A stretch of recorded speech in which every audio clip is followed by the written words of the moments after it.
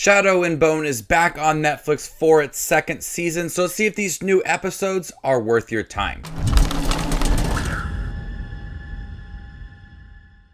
Hey everybody, my name is Justin here. I try to watch everything that hits theaters and on streaming services. If you guys are like me, go ahead and hit that subscribe button down below and click that bell notification for more up and coming content. First season of Shadow and Bone, I remember liking, but it was one of those shows that I could not remember a lot of. I don't remember. I do not remember. So thankfully there is recaps everywhere leading into second season because I just could not remember what happened in that show. But I do remember enjoying it, and I feel the same way about the second season. I do like the show. It's a fun show with a lot of lore and world building and likable characters and everything within it. And at the end of season 1 with Alina and Kirigan and learning more about her being the Sun Summoner and this fold that is being created and threatening the surrounding areas, it led perfectly into that second season. You ended on a very urgent note, which led into the second season. You already feeling that urgency surrounding the whole show. Since there is more at stake this time around, there is a lot more action as Alina is understanding her abilities and her position as this Sun Summoner. There is a lot more action in here, a lot more special effects as well. So you really up the action and up the intensity from the first season into the second season as we see Alina starting to really understand who she is and her abilities as well, gaining control over them, practicing as well. And I had a lot of fights between what Kirigan has created and these monsters. So there is a lot more action, a lot more special effects, and it does look pretty good. And I think some of the action in here is handled very well. None of that choppy editing. It flows pretty nicely in here.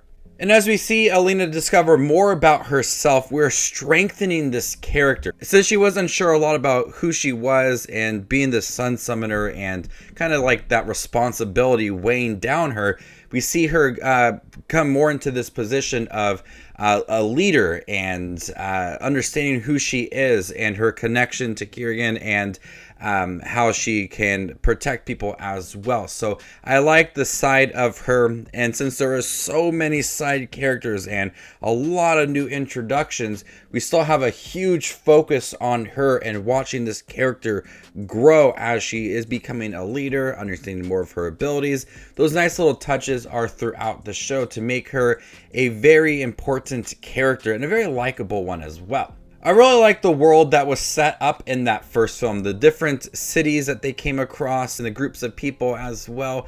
That is only deepened in the second season as we explore different territories and kind of them on a run and looking for certain weapons that would be able to help them. It kind of also has like this heist feel to it, but it only strengthens the lore and the world building that was nicely set up in that first season as we see new territories explored.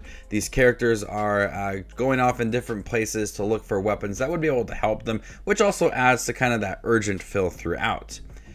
Now, one thing I did like about the first season is the minor characters in here, because there is a lot different groups of people that are having different storylines that are all kind of connected to this Sun Summoner. And one character that only got better in the second season is Kaz, and we see these flashbacks of this character that we get a better understanding of who he is and what his mission is and how personal it is for this character. So these little flashbacks that we get for this character, and it kind of relates to where he is now and his feelings as well. So moments like that really add a lot to some of these minor characters, and there are a lot. New characters come in. Characters from the first season have a lot more to do, so there is enough time given to some of these minor characters and their growth as well. But I felt that urgency constantly throughout as we see Alina struggling, being the Sun Summoner and the responsibilities weighing on her, understanding her abilities. The other characters have a lot to do in here. The CGI and the action is all handled very well.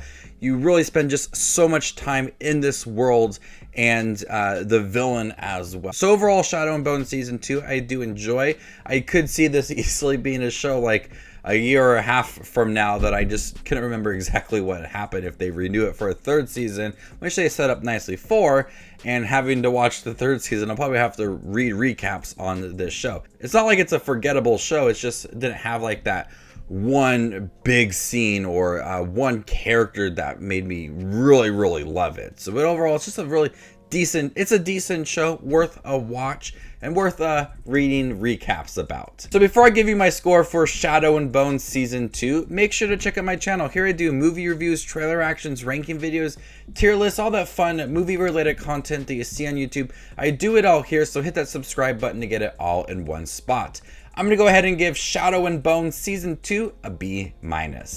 Thank you guys for checking my review for Shadow and Bone Season 2 on Netflix. Have you guys seen it by chance? What'd you think about it? Let me know in the comment section down below, and stay tuned for more up and coming content like this. My name is Just Watches Movies, and you guys stay classy, YouTube.